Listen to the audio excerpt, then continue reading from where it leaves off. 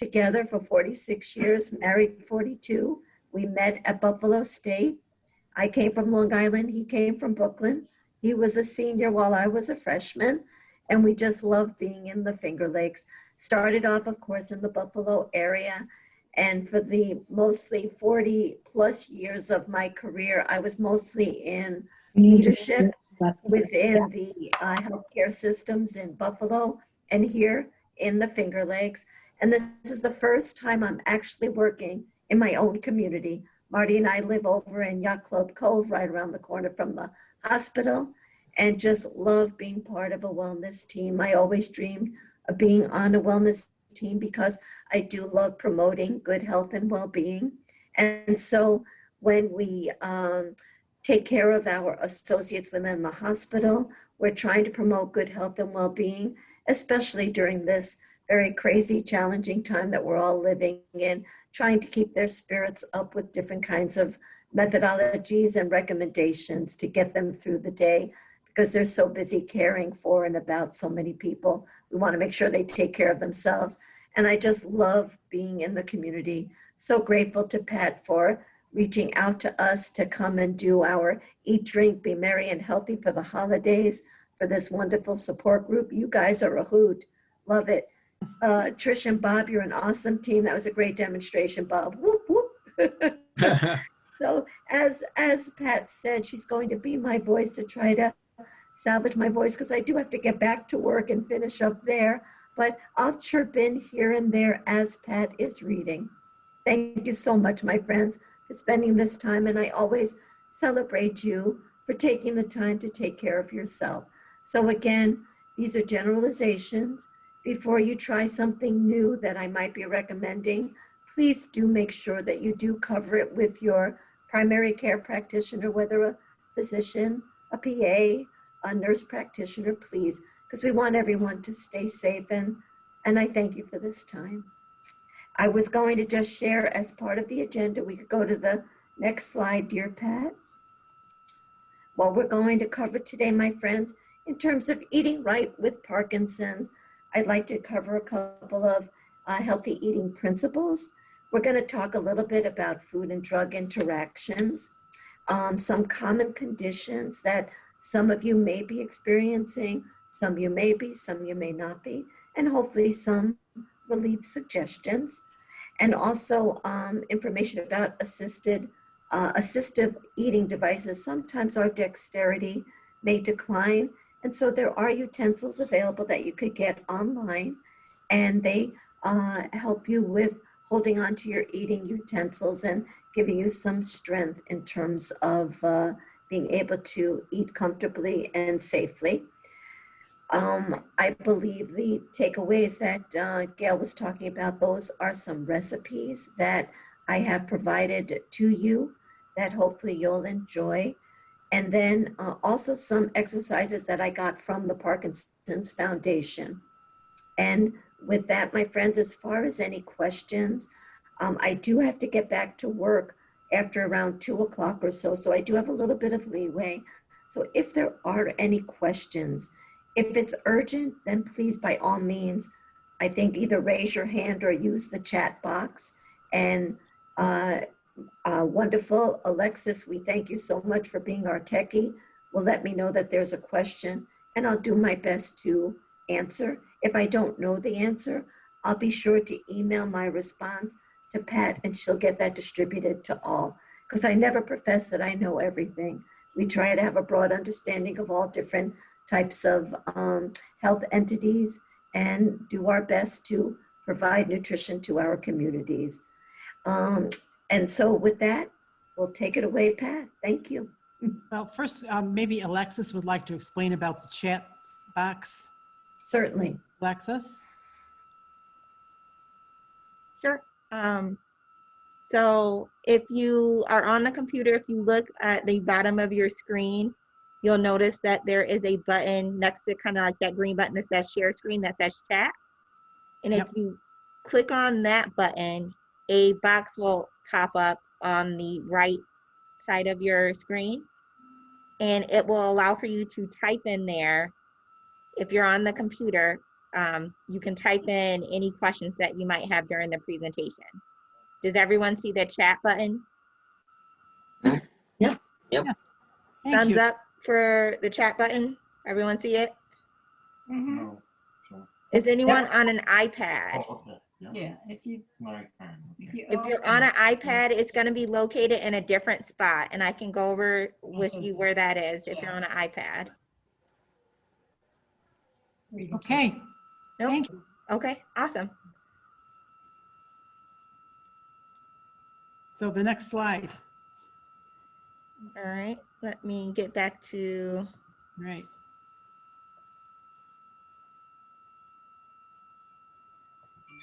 And then Alexis, I can't see the chat box now, so if you could just let me know if there's a Scoopy that I need to respond to. yes, I can let you know. Please and thank you. Okay, so we've gone through the introduction. Cindy has done that. So the next one. Okay, there isn't a special diet to follow if you have Parkinson's disease. However, a condition which makes your body movement stiff or tough to control may make it more difficult for you to eat well. Nutritious foods are needed to keep up your strength and to ensure your Parkinson's medications work as they are supposed to do. Well, yeah, I think it's over here. Okay, Okay. next slide. Eat a variety of foods, fresh fruits and vegetables, whole grains, lean proteins, and lower fat dairy products. Chew every bite carefully. And excuse me, Pat, let me just chirp in a little bit. Mhm. When we talk about eating a variety of foods, my friends, it's so important to have this variety because it's the nutrients from all of these different food groups that work together to give you that best nutrition. For example, I know my husband and I are vegetarians, and so we get our lean proteins from non-animal sources. So we'll combine grains and whole grains and beans, and the protein in the beans work with the proteins in the grains to give you that complementary full protein component. And we always encourage a lower fat dairy products because just trying to keep our hearts healthy as well. But if you don't like these lower fat items, then what we recommend is just cut the portion down a little bit. We're just trying to stay away from those saturated fats, etc. And cheese is always so tasty and we just can't stop eating it. So the most important thing is that portion control. But all these different foods working together really give us our best nutrition. And we always want to encourage everyone to not shovel, but chew every bite carefully because we, of course, want to prevent any kind of choking incidences. Okay, and we should maintain a healthy weight for your age and height with exercise and good diet. And we want to do that to keep good stamina. We have included exercises that we'll review just a little bit if there's time, because we want to make sure that we're maintaining our flexibility, our stamina, and that we are able to have a good balance too, that we don't have falling too. So we want to strengthen up to make sure that we maintain a good, healthy weight so that we can balance ourselves and make sure that we have the energy to do all that we can do. Increase your fiber intake to aid in digestion and ease constipation, such as broccoli, apples, beans, whole grain breads, cereals, and pastas. And as we'll talk more too, whenever we do increase our fiber, we want to make sure that we have enough fluid, because if we have too much fiber and not enough fluid, then that could lead to constipation. So we're going to be working against ourselves. Thank you, Pat. Okay, next one, please. Decrease your intake of foods and beverages with sugar as they negatively impact the immune system. Consume less foods high in sodium, trans fat, cholesterol, and saturated fats. Again, protecting our hearts. Drink at least 8 cups of water every day. Please check with your primary care provider about drinking alcohol. it may keep your medications from working right. And as far as the fluids, we need water to keep all of our body mechanisms functioning properly. But if you might have a fluid restriction because of any kind of complications with your heart or with your kidneys, we don't want to compromise your system by having too much fluid. So that's something that you would talk to your primary care practitioner, please. Thank you, Pat. Okay, Alexa? Levodopa. According to research, best medication for Parkinson's ideally should take on an empty stomach about 30 minutes before eating, or at least 1 hour after a meal. Wow, I didn't. Sometimes a high protein diet could decrease its effectiveness, and you may need to decrease the amount of protein you eat. Save your protein for dinner time. So what we're basically saying there, and again, this is from the Parkinson Foundation, is that the reason why you want to take it on an empty stomach is to make sure that the food doesn't negatively interact with the efficacy of your medication.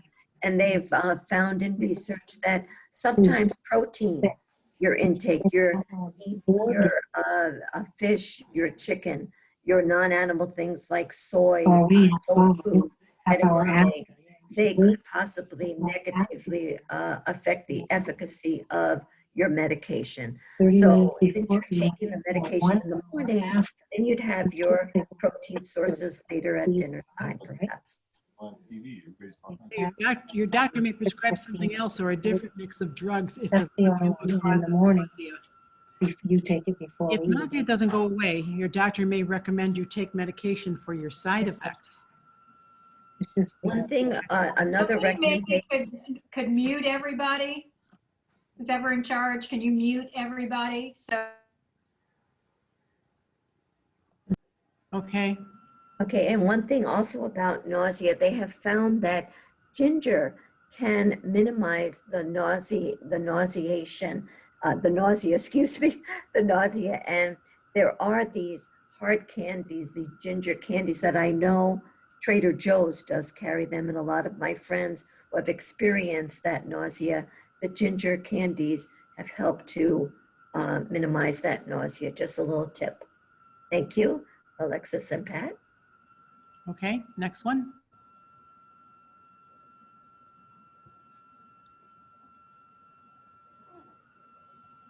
The common conditions that we might experience are nausea, dried mouth or thirst, loss of appetite and weight loss, difficulty swallowing, and constipation. Next, relieving or controlling nausea, we stick to clear or ice cold beverages. Sugary drinks may calm your stomach better than other liquids. Avoid orange and grapefruit juices and other acidic beverages. Sip slowly. Drink beverages between meals instead of during. And I know earlier we were talking about minimizing the amount of sugar in your diet, but if you experience nausea, experiences have shared that sometimes a sugary drink helps to make your stomach feel better, or it may not work for you. So again, all of these recommendations are suggestions and generalizations. Some may apply, some not. Okay. Thank you. Next one. Eat bland foods, such as saltine crackers or plain bread. Avoid fried, greasy, or sweet foods. Eat slowly and eat smaller, more frequent meals. Avoid mixing hot and cold foods. And as far as spicy foods, sometimes spicy foods can also cause nausea, and some people that it helps them. So we're all a little different in our makeup, but sometimes spicy foods could also cause nausea. That's why we recommend the bland, plain foods. Okay. Next one. Eat cold or room temperature foods to avoid getting nauseous from the smell of hot or warm foods. Rest after eating, but keep your head upright.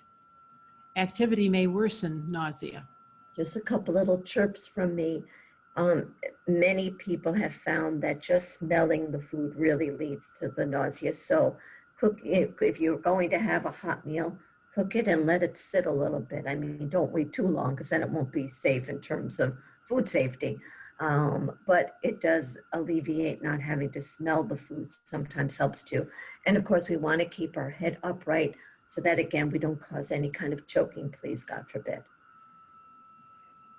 If you wake up nauseous, eat some crackers before you get out of bed. Try to eat when you're less nauseated. Wait until the queasy feeling passes. And many people have found that ginger ale also, like I was saying, ginger helps with the nausea.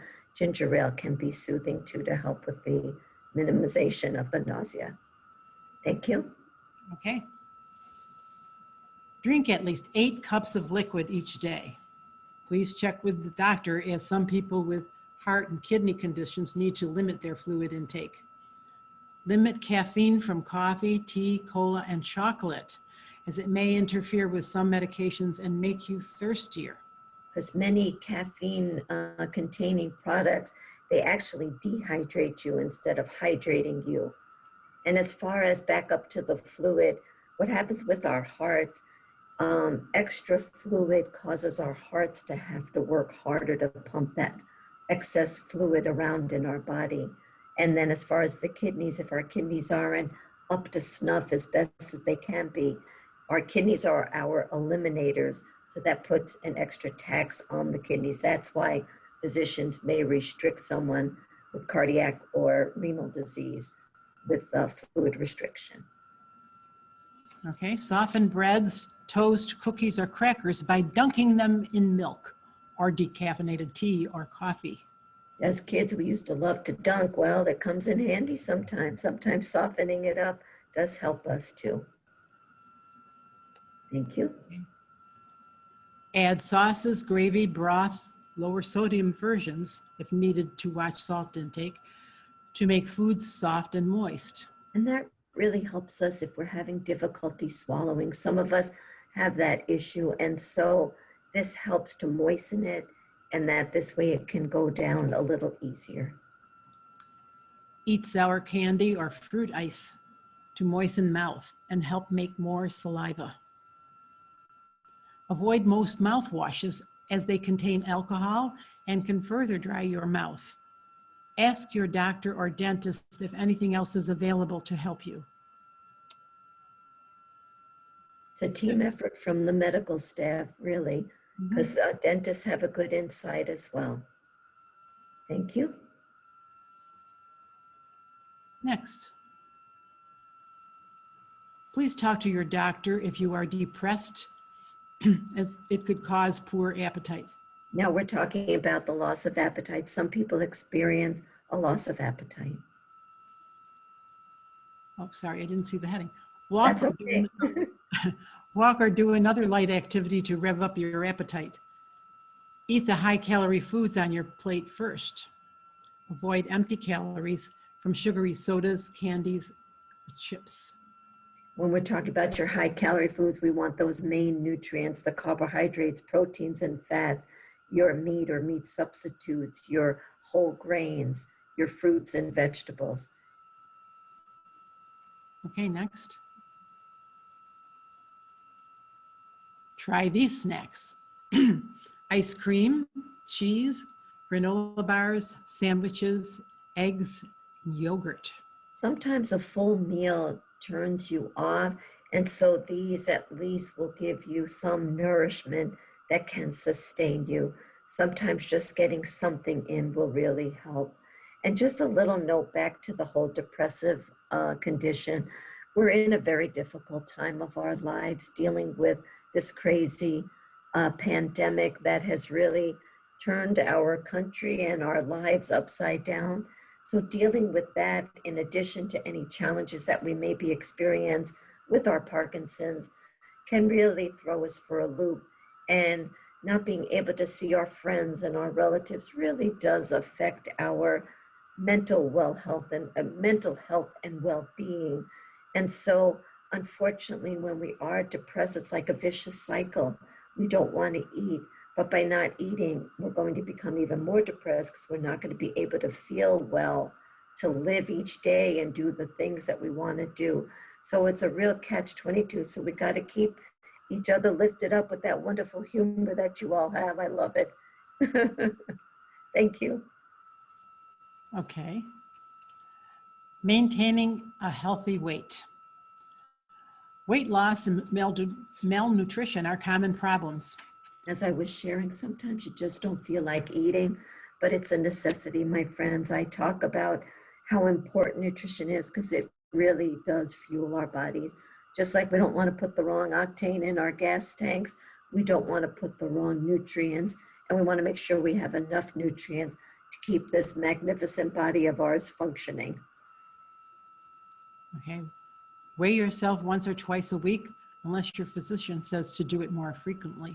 And what we're looking for is to make sure that we are maintaining a healthy weight, and that many times water fluctuates within our bodies. So you'll see different fluctuations. So again, this is something you want to talk to about with your doctor. And same thing with the next in terms of taking diuretics or steroids such as prednisone. These can have a tendency to have more fluid in your bodies, or by the diuretic working so effectively, it could be pulling too much water. So you want to make sure you keep in good communication with your physician in terms of a healthy weight. So you should step on the scale daily if you're taking diuretics or steroids. Exactly. Thank you, Pat. Okay. Next. If you noticeably lose or gain weight, 2 pounds in a day or 5 pounds in a week, please talk to your doctor. They may want to change your food and drinks to better manage your condition. And as I was sharing, my friends, having smaller meals throughout the day really does help sustain you, and you might be able to manage your poor appetite better if you do that.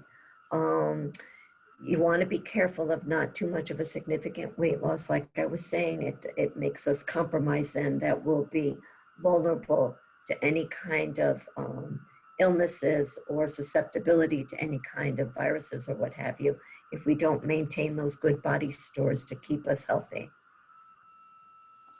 Ask your doctor if nutritional supplements or protein shakes are right for you.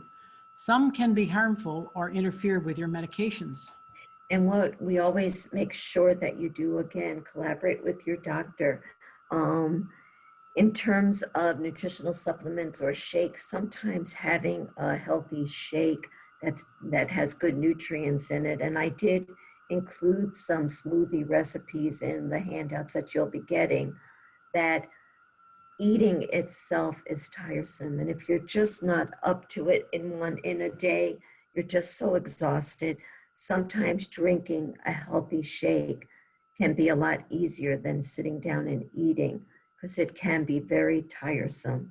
So that's why we do like you to talk to your doctor about that, to make sure that we keep you nice and healthy, please. But again, you want to be careful, like we were talking earlier about the protein affecting your medication, that maybe the timing of it after you take your medication is important. Thank you. Okay. Next. So, swallowing difficulties. Relax throat muscles by yawning before and after your meals. Before and during your meals. And everyone, let's all practice. Let's all make each other yawn. Once you open that mouth, it makes everybody yawn, doesn't it? Oh, that really does help to open up your throat, because we want to prevent choking, my friends. Talking about not going down the wrong pipe, right? And tuck in your chin while eating. And again, that's going to help to prevent it from going down the wrong pipe. Unfortunately, I get this from my mother. We shovel our food, we drink, and we're always, I call it hookering. We always have it go down the wrong pipe. So that's what we want to avoid it going down the wrong pipe. So these are a couple of little things that you could do to help prevent choking if you're having swallowing difficulties. And again, the softening of the foods that we talked about earlier. Thank you, Pat and Alexis. And next. Preventing constipation. Increase fiber, high fiber fruits and veggies, whole grains such as brown rice, oatmeal, whole wheat breads and crackers. And when we're talking about fruits and vegetables, of course, the whole fruit is going to be more fibrous than the juice. So you want to aim for those fruits and veggies.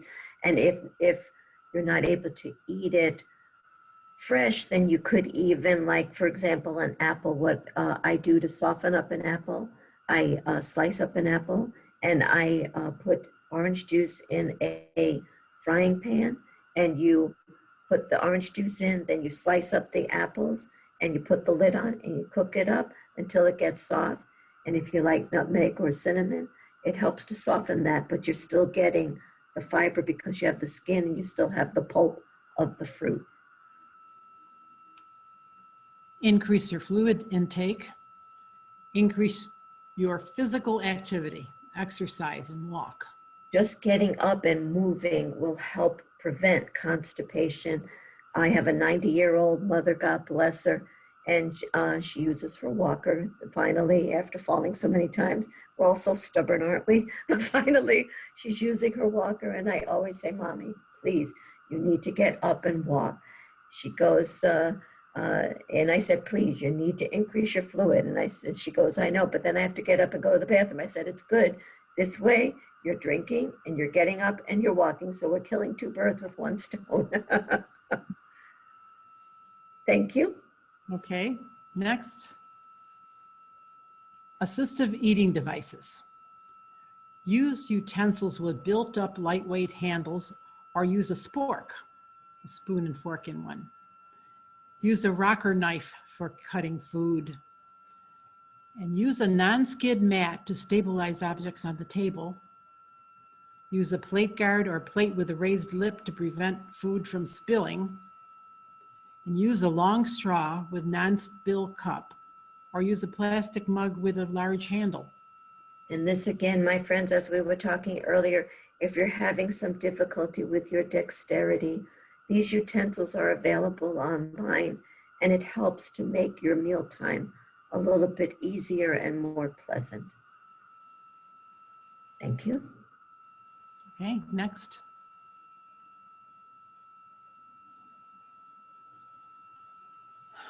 Helpful tips for healthy holiday parties.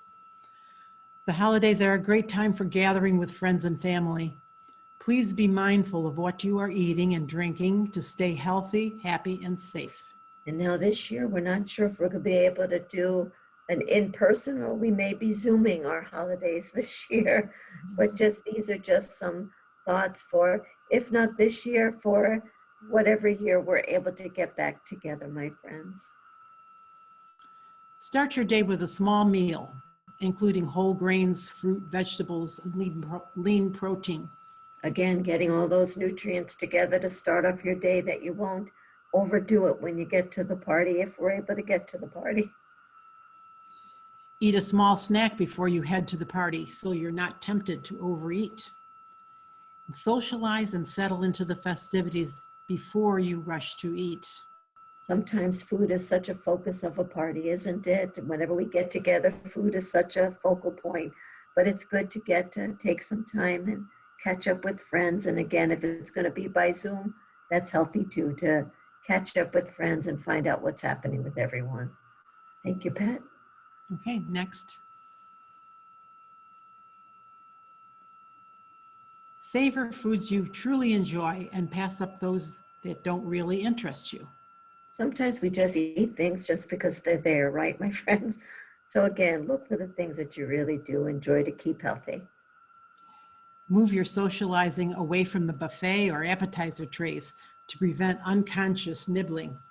All of us do it. We don't even realize we're eating sometimes, right? And alcohol, please ask your doctor. Satisfy your thirst by starting with drinking water. Moderate consumption is up to 1 drink per day for women and 2 for men. Please keep in mind, even a single drink will affect your reflexes for several hours. Please have a designated driver to keep holidays merry for all. And next.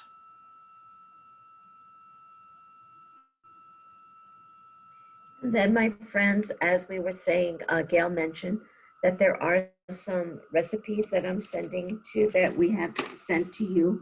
A couple of things, apple cinnamon baked oatmeal recipe. Oatmeal is a wonderfully nutritious, high fiber breakfast item, or you could have it at nighttime whenever you'd like to have it, even as a snack. And it really is a good meal to have. And with the apples makes it even more fibrous and yummy. Also, creamy soups, if you're able to have soups. And as far as sodium, we always try to make homemade soups if you have to restrict your salt, because unfortunately most of the canned soups are very high in sodium. We have a healthy mac and cheese recipe, a salmon and vegetable potato topper, and then a couple of smoothie recipes, as I had shared with you. If you need to have a healthy meal via a shake, if you review that with your doctor, if your doctor approves, that could be a good way to get some good nutrition into you, and it'll be less taxing on you if you're just too tired to sit down and eat a meal. And then as far as exercises, you're going to see that there'll be some exercises that we want to ensure that we have good flexibility, that we do a good aerobic activity, and also resistance or strengthening exercises. But again, before we do any kind of exercises, we need to review with our doctor, because we don't want to compromise our health and well-being and safety. What everyone's capacity is very different from one person to another. But what's so important is that we maintain, as I said in the beginning, our flexibility, our stamina, our balance. And just a couple of definitions on some of the pages. I had used the term dystonia. And what dystonia is, if we sometimes get an abnormal muscle tone, we may experience muscle spasms and abnormal posture. And so that's what the word dystonia means. I refer to and again, these are from the Parkinson's Foundation, a central pain syndrome. And what that is, you may experience either burning or a pressing, aching, pins and needles type of feeling, or it might even come as a sharp pain, like an exposed nerve feeling. And that's what central pain syndrome is. And I don't know if any of you have ever experienced plantar fasciitis, but I know some of my friends and family have, and it's a very painful, where there's an inflammation of the thick band between your heel and your toes. And that it can be very, very painful, that my family have even told me by just putting their foot down on the floor. So these are kinds of things that you may experience in terms of discomfort. And so there are ankle and foot flexibility exercises. And the one thing I wanted to make sure that I do cover, because I'm also certified in the Matter of Balance class, where again, we're trying to make sure that everyone keeps good flexibility and stamina and balance. Two things. One, if we ever change our positions from doing sitting exercises to standing up or vice versa, whenever we change positions, like when we are lying down and we get up, some of us may experience that dizziness. And what's happening, it's called orthostatic hypotension. And that's just the body's reaction to that. We might have moved too quickly. So always pause before you do a body change. If you're going to be going from sitting to standing, or standing to sitting, or lying down or getting up, take pause. When you first get up in the morning, I always like to teach people to do ankle presses. And I'm not as coordinated as you guys are in terms of showing my computer, my feet, but in terms of your ankles, pretend my foot is my hand is my foot. You want to do ankle presses, and you want to do like a resistance kind of a thing, and do a couple of those ankle presses or pumps before you get out of bed. And what this is doing, it's helping to get your circulation going, and that you could won't fall when you get out of bed too. So each morning before you get out of bed, try to do as many as you can on each foot. before you swing yourself around. Get your legs down, pause before you stand up, my friends, okay? And the same thing if you're just sitting around watching television, do these ankle presses because it helps to build up that ankle bone that helps keep us upright. Thank you. And my last slide, please. And I'll just say thank you so much again for this opportunity, my friends. And again, I woo-hoo you for taking care of yourself. And please, everyone, I wish everyone good health, happiness, and a wonderful holiday season and a wonderful year. And if there are any questions, Alexis, were there any questions?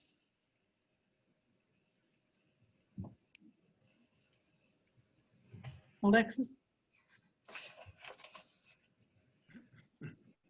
Alexis, did you have any questions? Were any of the participants? Sorry, I didn't see any questions in the chat, but if people wanted to unmute themselves and ask questions, they're more than welcome to. And if you think of, many times I think of things after I leave. If there are any questions, please feel free to let Pat know and she could get them to me and I could get the response back to you. I thank you so much for your time and for this opportunity, my friends. And I hope that this has been helpful information for you. Be well, my friends. Thank you, Cindy. Thank you. Thank you. Thank you so much. Be well, my friends. Mhm. Good health. Thank you. Thank you.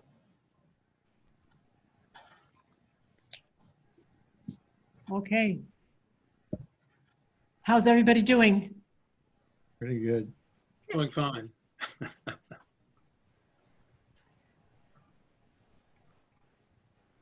I'm not doing as well as I had been, but I think a lot of people are still muted. So if you wanted to unmute yourself, bottom left corner of the screen.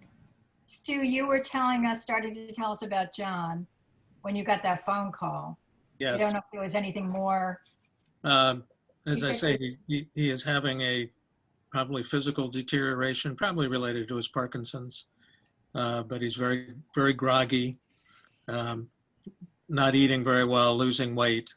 And so he is, I think, currently under the care of hospice out of University of Rochester.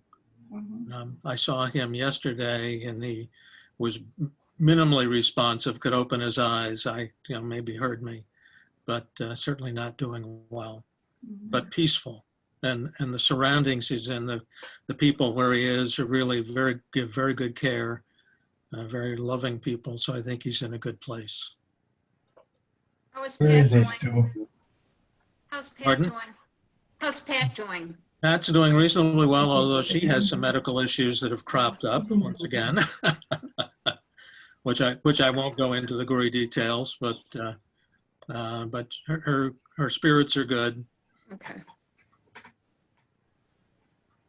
hi there, Heidi. How you doing? Good, thanks. How are you? Good. You know, I was thinking about what Cindy was talking about, and, you know, it reminds me, of course, with the coronavirus, every time I go in the kitchen, it's either a cookie or a piece of pie or an M&M or something sweet. That's all I wanted. But, which I think is not awful as long as the meals that we have are a little better, more beefed up with, you know, the brown rice and the beans, spinach. I think we can do it. So it just reminds me to do more of that in the main meals that we do have.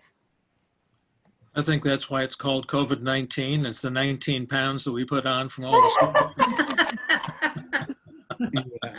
I believe it. I believe it. Oh. I know yesterday. My one input is that when she talks about 8 glasses of water, remember everything you eat has water in it. And often to drink 8 glasses of water along with it, you'll find yourself up all night going to the bathroom. So it's mainly being sure. And one of the other problems is that those of us who are over the age of 60, our thirst mechanism doesn't work very well. So you can't wait to drink till you're thirsty. because you're liable to get dehydrated. So try to maintain reasonable fluid intake. I wouldn't go absolutely crazy about the 8 glasses, especially if you're having things that are semi-liquid, but also don't count on your thirst mechanism to keep you hydrated. Stu, I have a question. Brad has been kind of struggling to lose some weight, so he's got the opposite problem from what we were talking about today. What's your advice about that? Portion control. You know, try not to have seconds.